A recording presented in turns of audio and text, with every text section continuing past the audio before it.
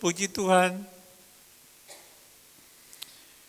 sebenarnya minggu lalu saya diminta untuk melayani di sini. Tetapi karena beberapa hal ada sedikit gangguan, tapi itu bukan alasan yang utama. Yang bagi utama saya bahwa saya ingin menyelesaikan dulu semua apa yang sedang saya hadapi dalam cobaan demi cobaan. Yaitu pertama, saya datang untuk kateter karena ada di senyalir, ada buntu di saluran jantung. Yang kedua, kateter mata. Saya pikir itulah saat yang tepat setelah saya menikmati semuanya, merasakan semuanya, saya patut datang lagi bersyukur kepada Bapa di surga. Bapak Ibu yang dikasihi Yesus Kristus, tidak terasa saya sudah hampir 3 bulan di sini, di Surabaya. Beberapa waktu sebelumnya, Tuhan izinkan saya harus mengalami cobaan yang cukup berat. Pertama-tama kalau saya bersaksikan sini, Tuhan izinkan saya kurang lebih 20 tahun, bukan 20 hari, bukan 2 tahun. Masuk keluar rumah sakit dengan berbagai penyakit. Salah satu penyakit yang saya hadapi adalah sesak napas. Saya masuk ICU di Jakarta itu 10 kali kalau saya tidak salah. Setiap kali datang serangan, saya bernapas begitu sulit. Saya tarik napas sekuat-kuat tenaga saya, hanya sedikit yang masuk. Akhirnya saya harus dilarikan di UGD, dirawat kembali, begitu berulang-ulang kali. Di situ Tuhan izinkan sama saya. Tuhan mau kasih tahu saudara dan saya bahwa oksigen itu mahal, sangat mahal. Tapi ketika kita nikmati oksigen yang Tuhan berikan dengan begitu leluasa, dengan sebanyak-banyaknya, kita lupa mengucap syukur pada Tuhan. Kalau dihitung-hitung saudara-saudara kita menderita sakit di rumah sakit, 1 tahun, 2 tahun, 3 tahun, berapa banyak oksigen yang dia harus bayar. Tapi Tuhan kasih gratis sama saudara dan saya. Tapi kita tidak tahu mengucap syukur. Beberapa waktu yang lalu lagi saya mengalami lagi cobaan. Sementara saya duduk, kaget-kaget saya sudah rasa macam ngambang gitu. Seolah-olah saya merasa, aduh ini Tuhan sudah panggil saya. Saat dalam keadaan lemah, saya berteriak istri saya, mantu saya. Mereka datang berteriak, Yesus tolong. Yesus tolong. Beberapa detik kemudian saya sadar. Baru mereka cerita, kau punya mata sudah terbalik katanya, putih. Aduh Tuhan itu baik. Itu sekali, 2 kali, masih ada, tapi singkatnya cerita yang terakhir. Saya mengalami hal yang sama lagi. Ketika saya di toko duduk, saya merasa lagi, ini sudah gak enak ini. Timbullah perasaan perut saya mulai mulas. Saya mau berteriak, mereka di belakang. Saya lari ke belakang, saya masuk ke WC. Begitu dekat kamar saya jatuh. Pingsan kurang lebih mungkin 1 menit. Mungkin tidak sampai. Tempat lalu lalang orang, tapi tidak satu orang pun yang melihat saya pada waktu itu. Kemudian saya sadar, Ada anak kerja di rumah bantu saya angkat bangun. Sejak itu mereka paksakan saya untuk pergi ke dokter check up. Ternyata dalam USG saya dikatakan ada penyempitan sekitar 60 lebih persen. Akhirnya saya disuruh ke Jakarta, ke Surabaya untuk check up kalau bisa kateter untuk mengetahui yang sebenarnya. Kebetulan pada waktu itu saya sedang memikirkan tentang operasi katarak. Jadi saya dapat jatah untuk ke rumah sakit di Jakarta. Tapi sampai di sana saya dapat halangan. Sesuai dengan persetujuan tanggal 25 kalau saya salah saya harus melaporkan diri. Tapi pada saat yang sama ada laporan datang, dokter tidak bisa ada di tempat, lagi cuti 1 bulan. Daripada saya tinggal di Jakarta, saya datang ke Surabaya. Di sini pun demikian, karena saya pakai BPJS, saya masuk salah satu rumah sakit, akhirnya di CT scan-nya.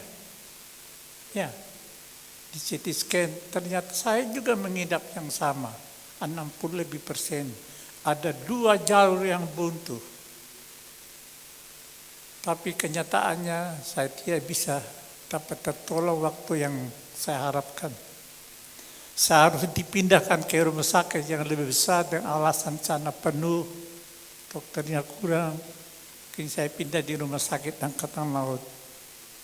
Di sana pun demikian saya harus menghadapi berbagai cobaan tertunda dari 2 minggu ke 3 minggu. Pada saat yang sama saya terpikir, saya datang pada Pak Dokter, Pak, apa Pak tidak bisa kasih saya suruh rujukan supaya saya bisa operasi mata sambil menanti? Bisa. Dia bikin surat rujukan, akhirnya dokter yang mengatasi masalah katarak 3 minggu lagi, tanggal 27 kalau misalnya. 27 itu baru katarak. Saya dalam hati, aduh Tuhan kenapa begini lama? Kenapa tidak 2 minggu saja? Kenapa saya tidak minta demikian? Tapi saya dalam hati saya percaya semua ada dalam rancangan Tuhan. Dan ternyata benar saudara. Waktu saya ditentukan untuk operasi untuk ini kateter, tertunda lagi. Keluar dokter ada sakit, dia pergi cuti ke Jakarta lagi. Tertunda lagi. Satu ketika mereka ambil keputusan, Pak Charles minggu depan, hari Minggu Pak masuk pagi, besok kateter. Puji Tuhan saya bilang. Malam datang berita lagi, Pak Charles ada berita. Berita apa lagi ini? Tuhan mau apa lagi? Saya bilang. Pak Charles, kami minta perhatian Bapak.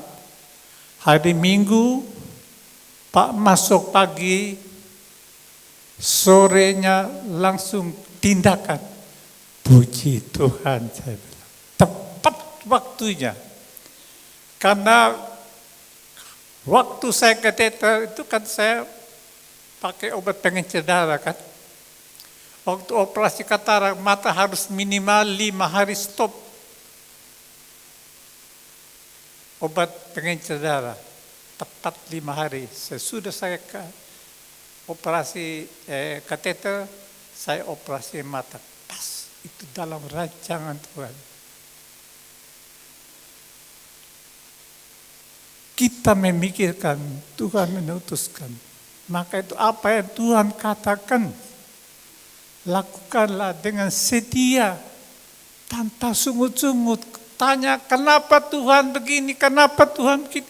Tuhan lakukan yang terbaik bagi engkau. Yang penting engkau tahu mengucap syukur pada Tuhan. Itulah sebabnya Bapak Ibu yang dikasihi Yesus Kristus. Pagi ini saya angkat tema khotbah saya bersyukur. Saya teringat Rasul Paulus berbicara kepada jemaat di Tesalonika, pertama Tesalonika 5 ayat 18 dikatakan, bersyukurlah senantiasa dalam segala hal. Itu yang dikehendaki Allah dalam Yesus Kristus bagimu. Mengucap syukur dalam setiap hal. Tidak mudah, saudara. Senang mengucap syukur, susah mengucap syukur. Menderita mengucap syukur, engkau gembira mengucap syukur.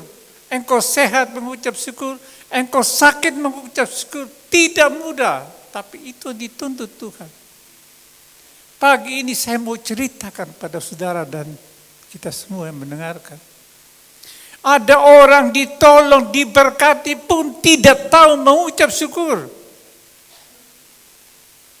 Bukan saya yang bilang, ini firman yang bilang. Dan hal itu saya dapatkan dalam kisah 10 orang kusta. Dan ini menjadi bahan pembicaraan kita untuk pagi ini. Saya minta kesediaan anak saya untuk membacakan dari Lukas 17 ayat 19 sampai ayat yang ke-19. Silakan. Yang tuh bacakan untuk kita. Lukas 17 ayat 11.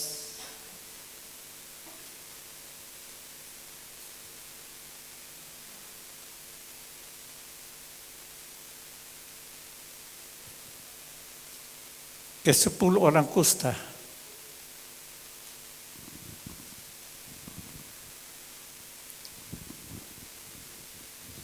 Lukas 17 ayat 11 sampai berapa? 17. 19. Demikian firman Tuhan. Dalam perjalanannya ke Yerusalem, Yesus menyusur perbatasan Samaria dan Galilea. Ketika ia memasuki suatu desa, datanglah 10 orang kusta menemui dia. Mereka tinggal berdiri agak jauh dan berteriak, Yesus Guru, kasihanilah kami. Lalu ia memandang mereka dan berkata, pergilah, perlihatkanlah dirimu kepada imam-imam. Dan sementara mereka di tengah jalan, mereka menjadi tahir. Seorang dari mereka ketika melihat bahwa ia telah sembuh, kembali sambil memuliakan Allah dengan suara nyaring. Lalu tersungkur di depan kaki Yesus dan mengucap syukur kepadanya. Orang itu adalah seorang Samaria. Lalu Yesus berkata, bukankah ke-10 orang tadi semuanya telah menjadi tahir? Di manakah yang 9 orang itu? Tidak adakah di antara mereka yang kembali untuk memuliakan Allah selain daripada orang asing ini? Lalu ia berkata kepada orang itu, berdirilah dan pergilah, imanmu telah menyelamatkan engkau. Terima kasih, demikian firman Tuhan.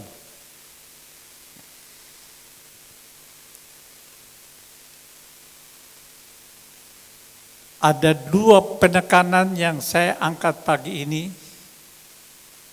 terambil pada ayat yang ke-19.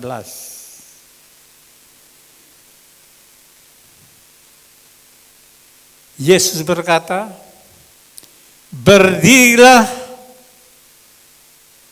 dan pergilah, imanmu telah menyelamatkan engkau.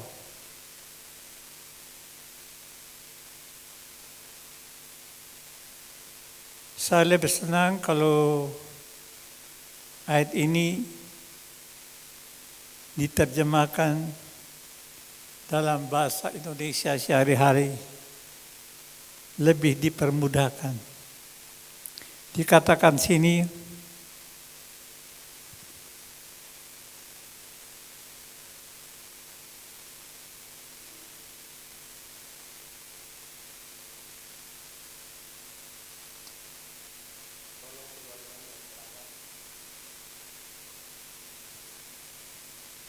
dikatakan bangunlah dan pergilah, karena engkau percaya kepadaku, engkau sembuh. Dua hal di sini. Karena engkau percaya kepadaku, engkau sembuh. Yang kedua, bangun dan pergi. Dua poin ini. 2 minggu yang lalu saya khotbah 1 ayat saja. Ada yang bilang Pak Charles khotbah 1 jam. Hari ini ada 11 ayat atau berapa ayat? Kalau dikali 1 jam berarti 11 jam. Apa bisa menerima 11 jam? Tapi tidak Pak, hari ini saya tidak 11 jam. Kalau bisa kurang dari 1 jam lebih bagus, tetapi isinya yang perlu. Karena itu saya minta perhatian Bapak Ibu sekalian, kita perhatikan dengan seksama.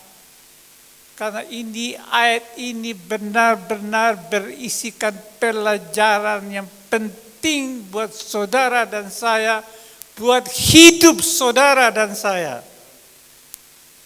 Kita mulai dengan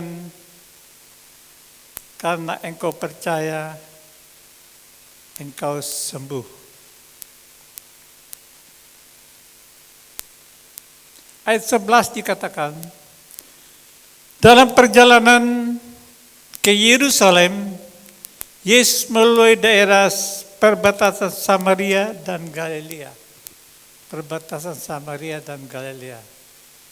Yang perlu dicatat, Yesus harus melewati satu daerah di mana daerah itu daerah terlarang. Orang takut jalan ke sana.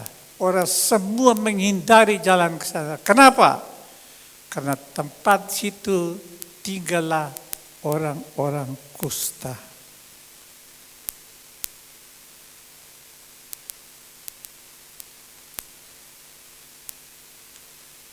Waktu memasuki sebuah kampung, ia didatangi 10 orang kusta yang berpenyakit kulit yang mengerikan. Saudara tahu, orang kusta itu orang paling menderita di antara penderita-penderita. Pertama, menderita secara jasmani. Kulit mereka putih seperti salju. Yang kedua, jari-jari mereka bisa putus, jari kaki, jari tangan, menderita.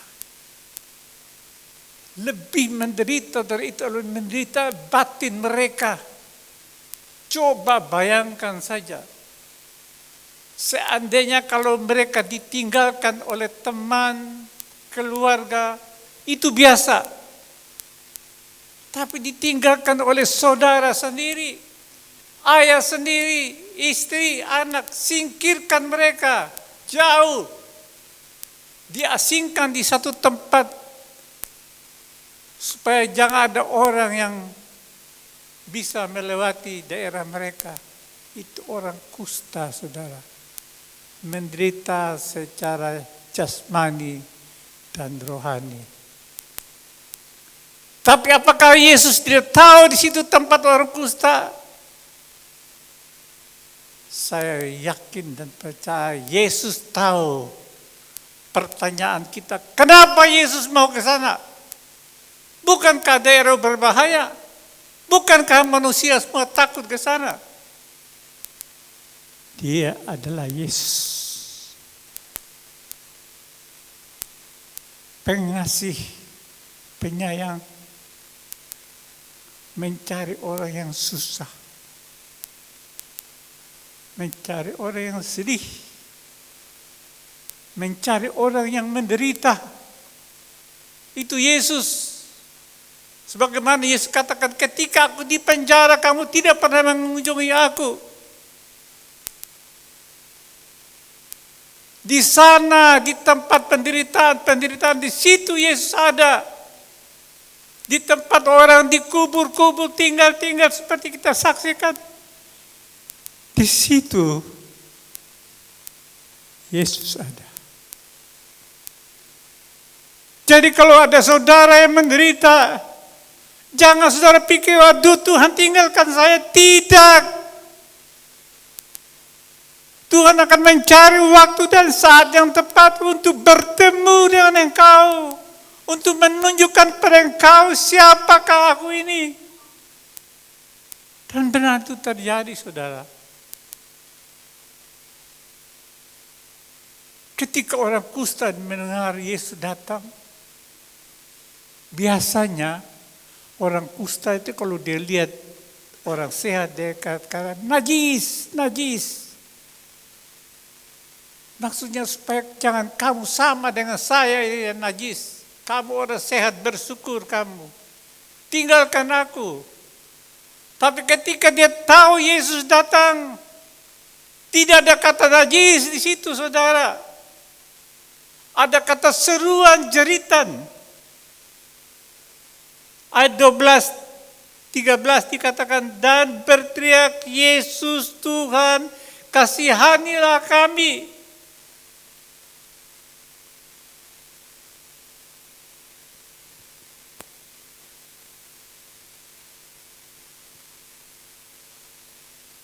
Mereka berteriak, Yesus Tuhan, kasihanilah kami.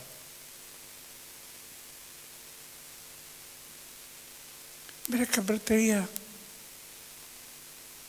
Pada ayat yang keberapa saya lupa situ, mereka berteriak, Yesus Guru, kasihanilah kami. Kenapa mereka harus tambah lagi dengan kata guru?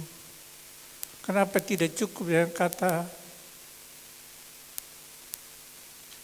kasihanilah kami?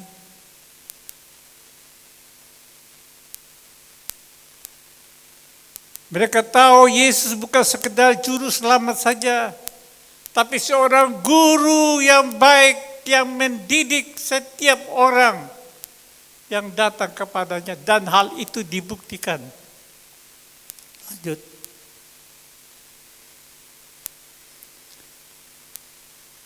Dan waktu mereka melihat, dan waktu Yesus melihat mereka, ia berkata, pergilah.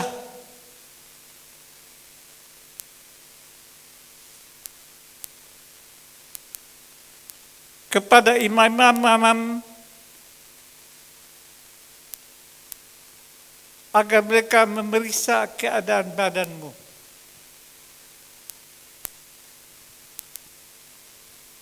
Pergilah, tunjukkanlah dirimu kepada imam bahwa engkau sudah sembuh.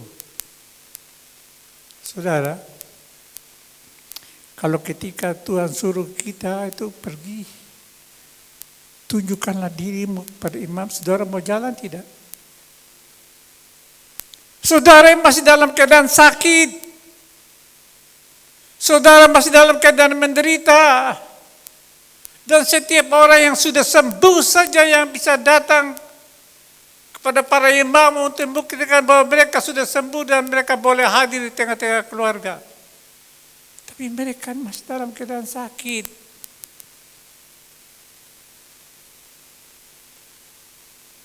Mereka masih dalam keadaan sakit.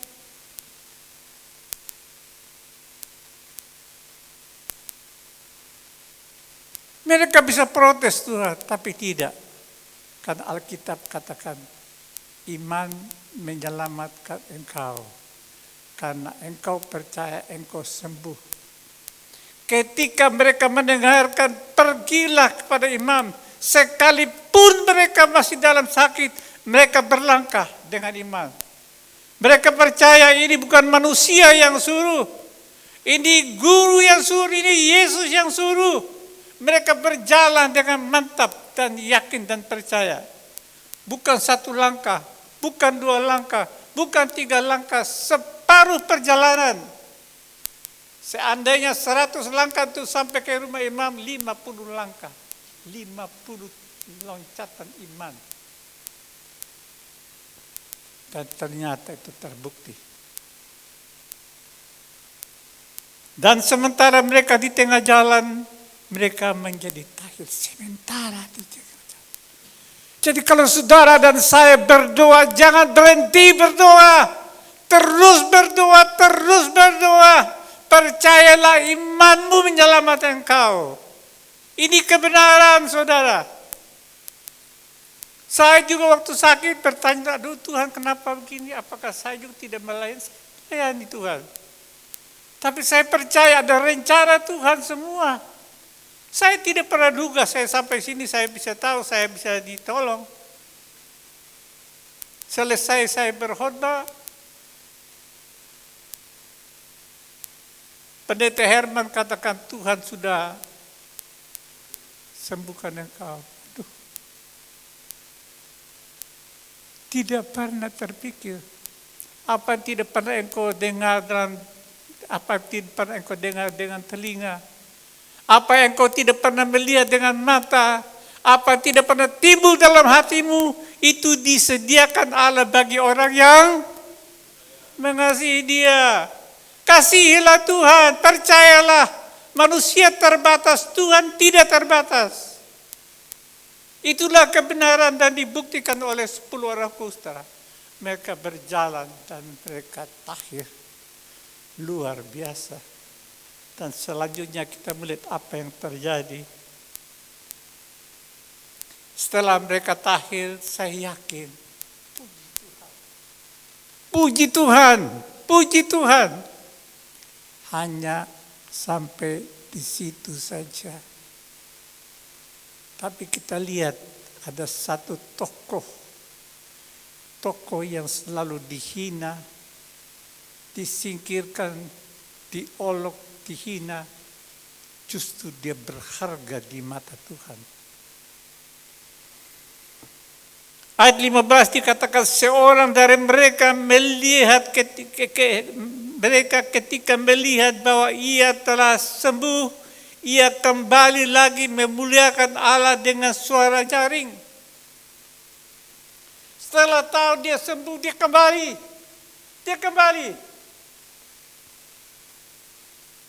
Memuji Tuhan, memuliakan Tuhan.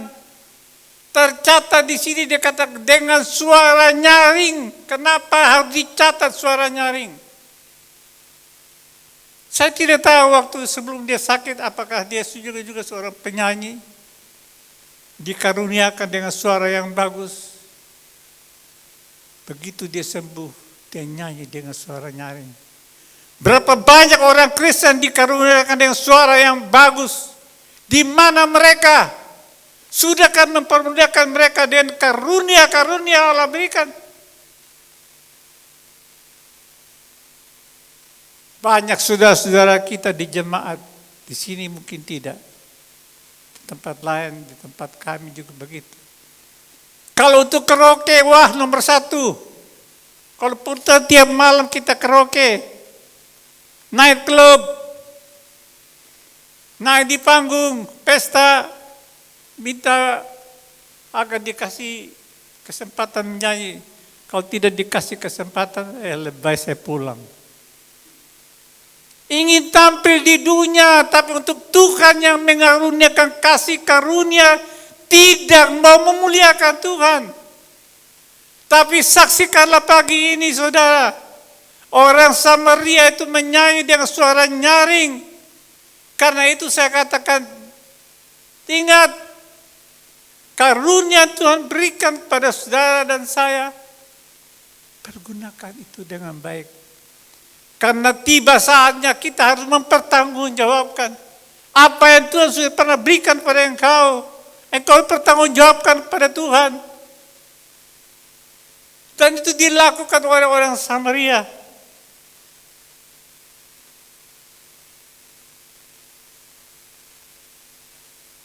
Lalu tersungkur di depan kaki Yesus dan mengucap syukur kepadanya.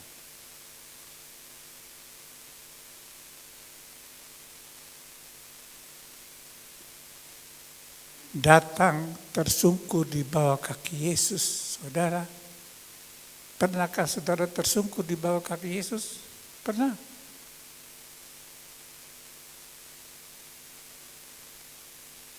Banyak orang Kristen kadang-kadang tidak tahu menghargai Tuhan. Jangankan tersungkur.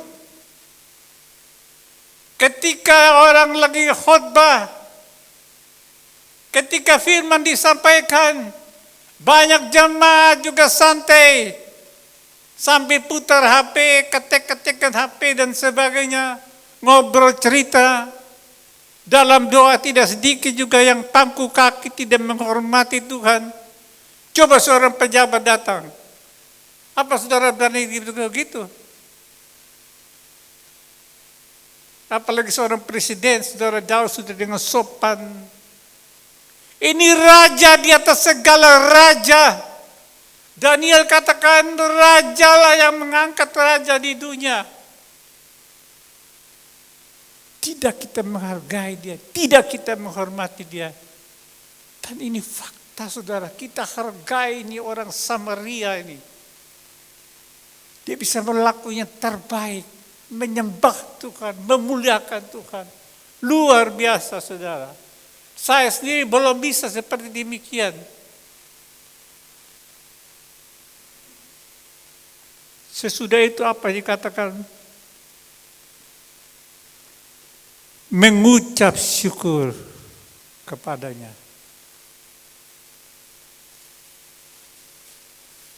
Dia datang mengucap syukur. Saya tanya sama saudara sekarang. Saudara tahu kira-kira apa yang orang Samaria bilang sama Tuhan waktu mengucap syukur? Tahu tidak? Mau tahu tidak? Mau tahu? Mau tahu? Saya kasih tahu. Selama yang saya paham, dia mau bilang begini sama Tuhan. Tuhan, saya bersyukur kepadamu Tuhan. Kalau bukan karena saya sakit, saya tidak kenal Engkau.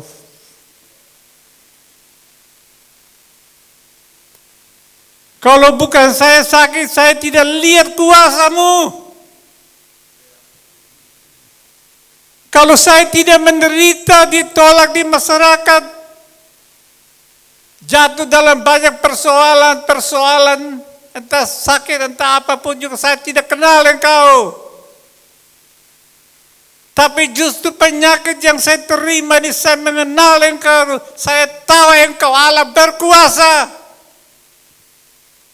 Itu yang saya mau katakan, dan itu adalah pergumulan saudara. Maka dikatakan mengucap syukur dalam segala hal. Karena dalam penderitaan itu engkau akan melihat rencana-rencana Tuhan. Allah itu bukan seperti manusia. Allah itu luar biasa. Dia sangat mengasihi saudara. Karena begitu besar kasih Allah akan dunia ini. Sehingga dia kirimkan anak yang tunggal itu karena apa? Karena kasih. Kasih melebihi segala-galanya. Dia tinggalkan tahta kebesaran turun ke dalam dunia. Mau lahir tinggal di kandang Bethlehem. Kenapa mau tinggal di kandang Bethlehem? Supaya saudara dan saya yang mungkin di masyarakat tidak dapat tempat, tidak terhormat, tapi bisa datang di kandang Bethlehem. Dia rela. Bukan hanya itu, dia rela dihina. Bahkan rela mati di kayu salib demi saudara dan saya. Itu pertanda cintanya dia kepada saudara dan saya. Jadi kalau kita sedang menghadapi pergumulan yang berat, jangan salahkan Tuhan. Tetap percaya dan percaya ada rencana Tuhan. Orang Samaria juga tadi tidak pernah duga dia harus menerima penyakit. Tapi justru di penyakit itu dia mengenal Tuhan. Justru penyakit dia tahu bahwa Engkau Allah yang besar, Allah yang luar biasa. Dalam sekejap Engkau sembuhkan. Dia tersungkur di bawah kaki Tuhan.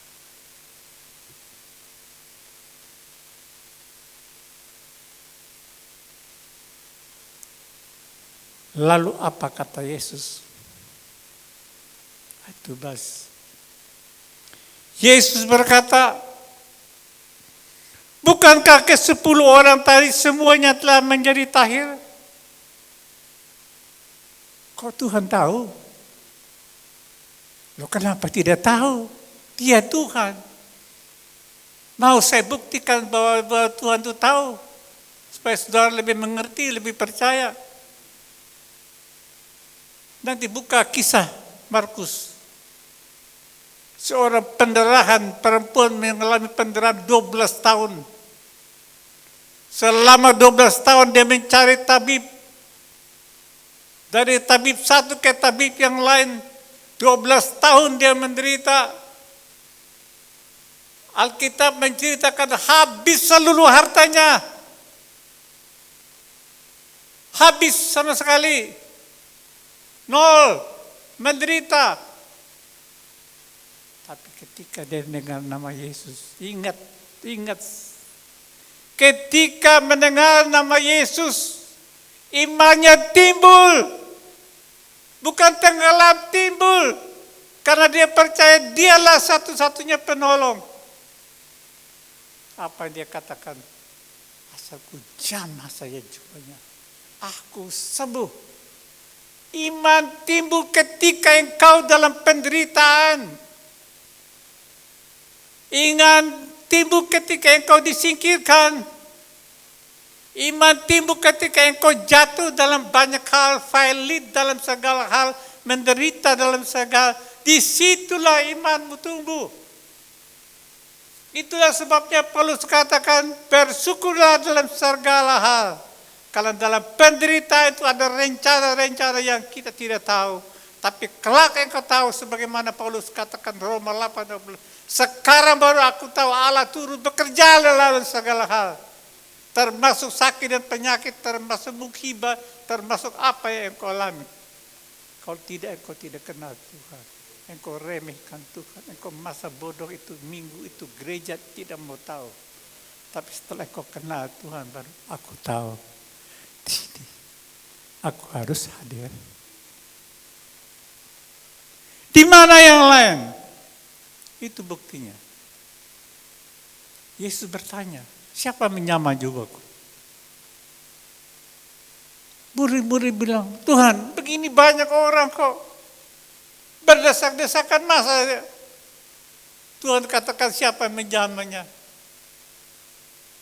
Kalau saya Tuhan, saya bilang, kau anak kecil saja ajar saya. Tuhan tidak, Tuhan tahu kemampuan manusia.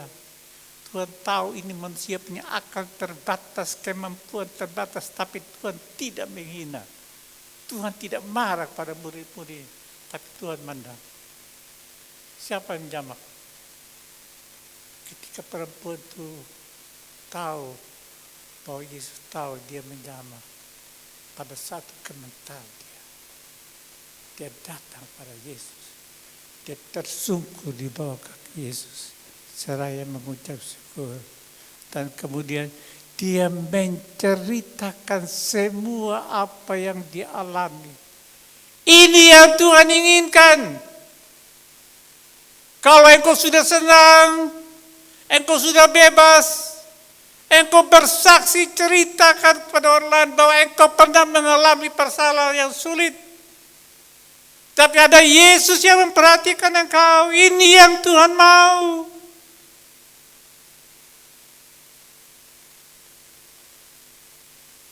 Berapa banyak kita yang sampai saat sekarang belum pernah bersaksi bahwa Allah pernah menolong saya, Allah pernah membebaskan saya.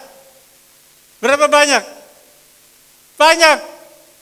Hari ini saya mau kasih tahu. Paulus katakan jangan engkau malu bersaksi. Ketika engkau susah, engkau berseru Yesus tolong saya, Yesus tolong saya. Tapi setelah Yesus tolong engkau balik belakang. Hari Minggu nanti lagi. Kalau tidak minggu ini, minggu depan saya datang. Tapi waktu engkau menderita, tiap detik engkau berteriak.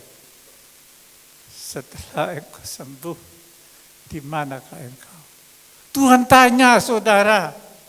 Jangan saudara pikir saudara Tuhan tidak. Tuhan tanya, aku sudah sembuh, aku sudah tolong kau. Di mana engkau hari Minggu?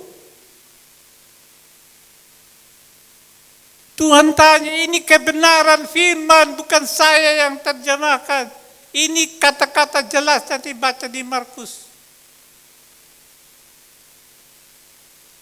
Setelah dia ceritakan semuanya sesuai dengan keinginan Tuhan, pulanglah, engkau sudah disembuhkan.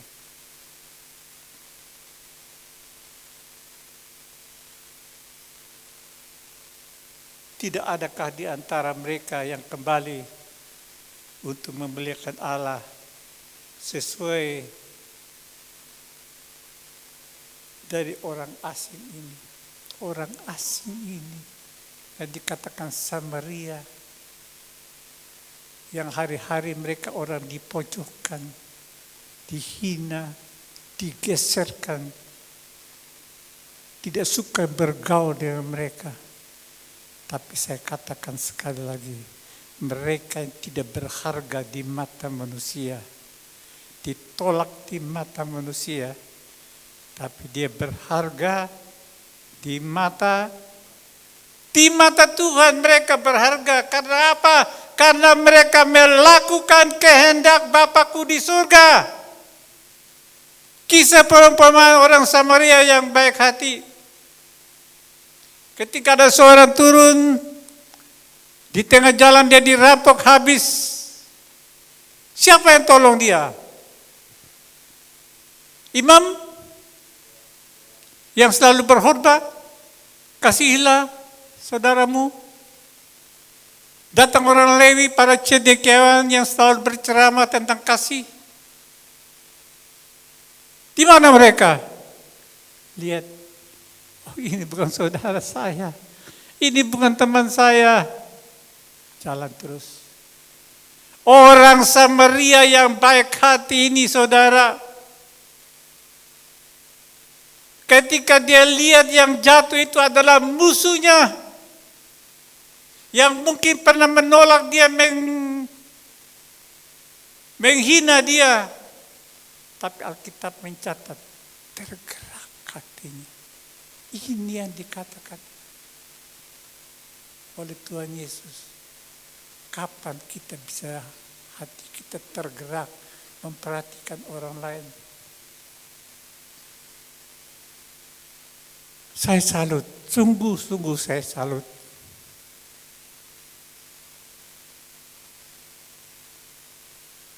Bagi jemaat GBI Surga Kebenaran, kita saksikan tayangan tadi. Mana ada orang mau pergi cari kerja, pergi lihat orang yang susah, orang yang menangis, orang yang menderita, yang dikubur, mana ada yang mau lihat. Tapi kalau pesta ke istana atau kemana, kita berbondong-bondong pergi. Ini yang Tuhan katakan, mereka tergerak hati. Maka saya katakan, apa yang Anda mulai awali dengan sesuatu yang baik, Gereja Surya Kebenaran, lakukan dan terus lakukan. Saya sendiri lihat juga malu, saudara. Saya bersama teman-teman Kalvari juga hampir setiap minggu kami melayani. Dari desa ke desa, dari kota ke kota melayani. Juga memperhatikan jemaat kalau ada kekurangan. Tapi kami jauh dari jemaat GBI Surya Kebenaran. Datangi satu persatu. Kasih makan. Saya tidak tahu berapa banyak jiwa-jiwa yang menjerit, berteriak, terima kasih Tuhan.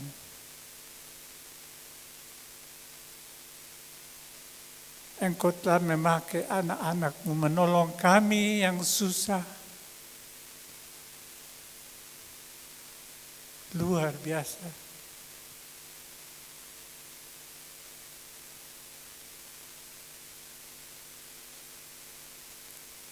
Ayat berikut 19 yang kedua. Lalu ia berkata kepada orang itu, ini poin yang terakhir.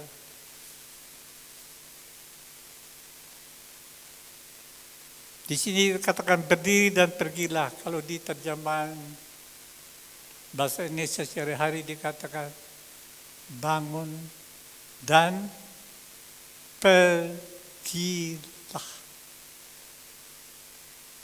Dengan kata lain, engkau sudah datang tersungkur, tersejud, mengucap syukur, itu sudah bagus. Tapi jangan terus tinggal di sini.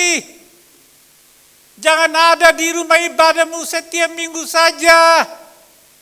Pergilah, pergilah. Perintah ini pergilah. Pergi untuk apa? 2 minggu lalu saya khotbah tentang orang Kristen harus memiliki 3 buah roh. Roh pertama adalah roh pertobatan. Meninggalkan kehidupan yang lama dan kembali kepada kehidupan yang baru. Itulah manusia yang baru.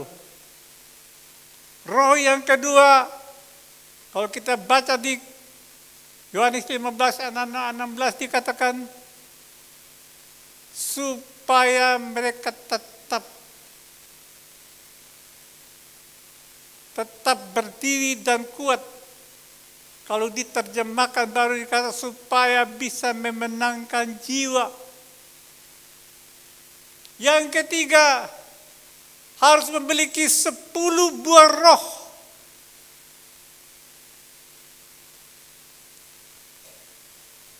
Galatia 5 ayat 22-23 ada 10 buah roh yang kamu harus miliki. Pertama bicara tentang kasih, sukacita, damai sejahtera, kesabaran, kemurahan, kebaikan, kesetiaan, kelemah lembutan, dan penguasaan diri. Yesus mau katakan kalau kamu punya 10 buah roh ini, maka apa yang aku katakan pada Matius 5 ayat 14. Kamu adalah terang dunia. Orang Kristen dihargai oleh Tuhan Yesus sebagai terang dunia. Bayangkan saja, saudara saya penghargaan yang luar biasa oleh Yesus.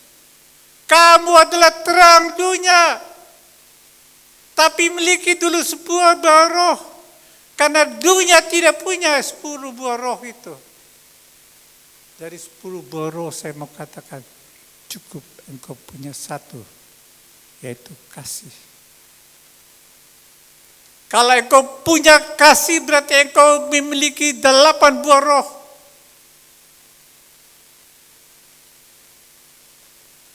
Salah satu contoh di pertama Korintus 13 dikatakan, kasih itu sabar. Di bawah.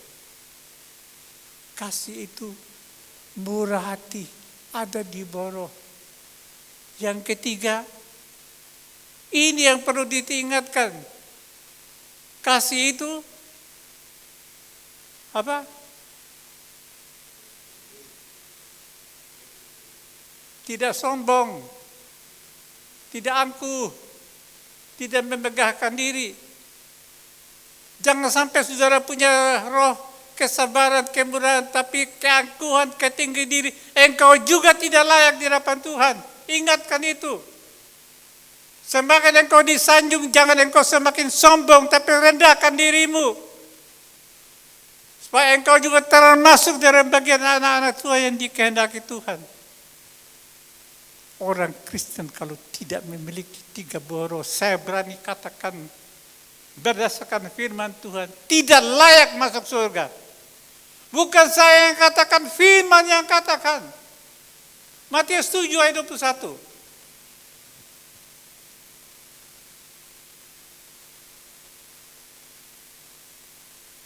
Bukan setiap orang menyebut Tuhan, Tuhan masuk dalam kerajaan surga. Tapi yang melakukan kehendak Bapakku. Apa itu kehendak Bapakku? Ketiga buah roh tadi. Itu satu paket, saudara. Yakobus katakan, iman tanpa perbuatan mati. Sekalipun engkau katakan, saya punya Tuhan. Tiap hari saudara berteriak, puji Tuhan, haleluya, haleluya. Rajin ke gereja setiap minggu, aktif dalam komisi, sebagai majelis, pengajar dan sebagainya.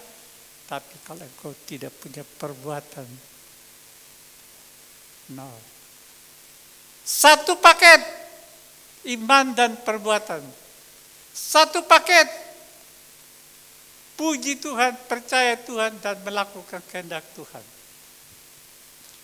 Kalau engkau lakukan ini, surga terbuka. Terbuka bagi saudara. Juga saya yang khotbah. Bukan saya terlalu baik, tidak. Saya harus bertanggungjawabkan semua. Kalau perbuatanmu tidak baik, engkau juga tidak layak. Di saat-saat terakhir ketika penghakiman terjadi, apa Yesus katakan? Matius 7 ayat 22.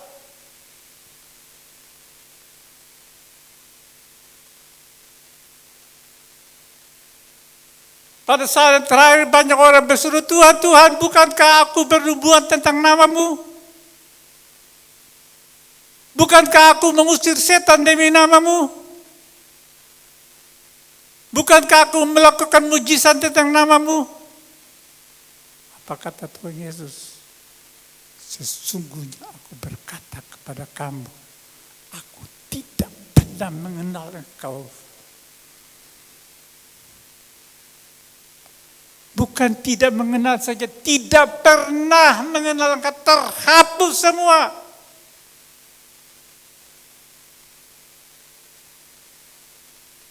Karunia Allah diberikan kepada manusia tidak menjamin engkau masuk surga. Yang menjamin engkau masuk surga kalau engkau melakukan perintah Tuhan. Karena banyak kejadian saat-saat sekarang itu, banyak pengkhotbah punya selingkuhan, punya piaraan di luar.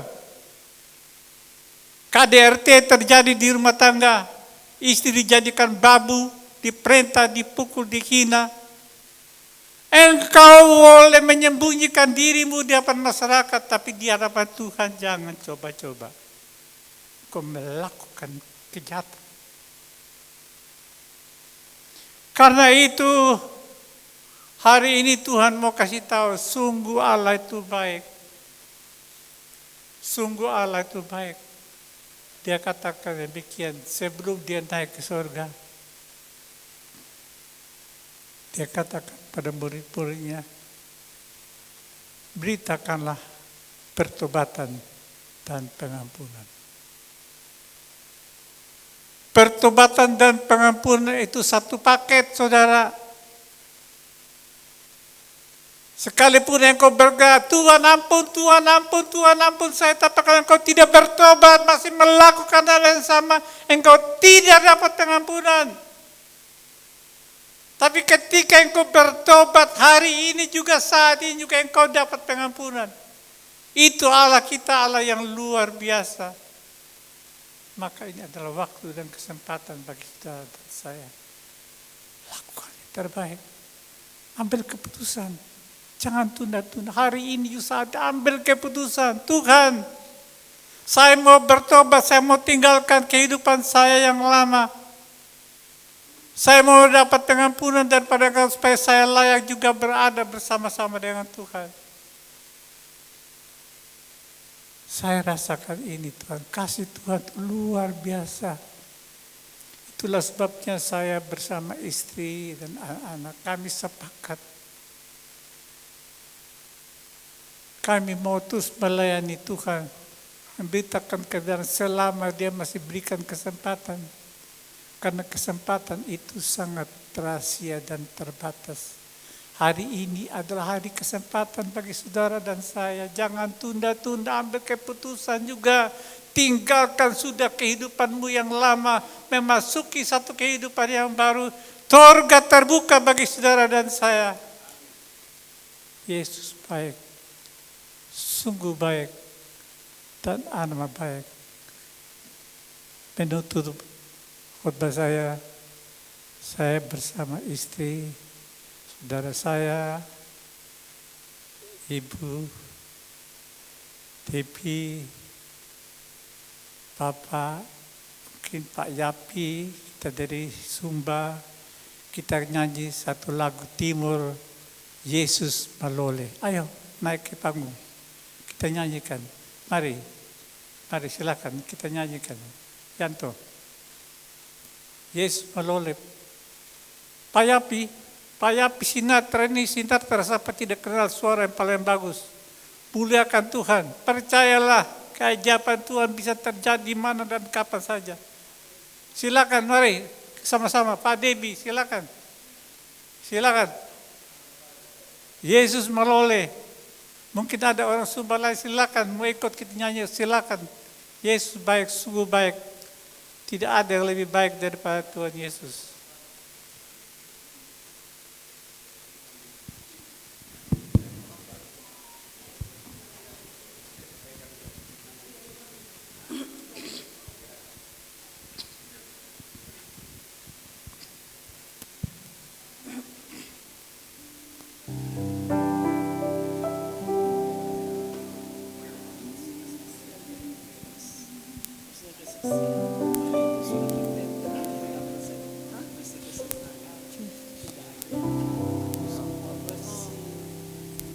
Saya sudah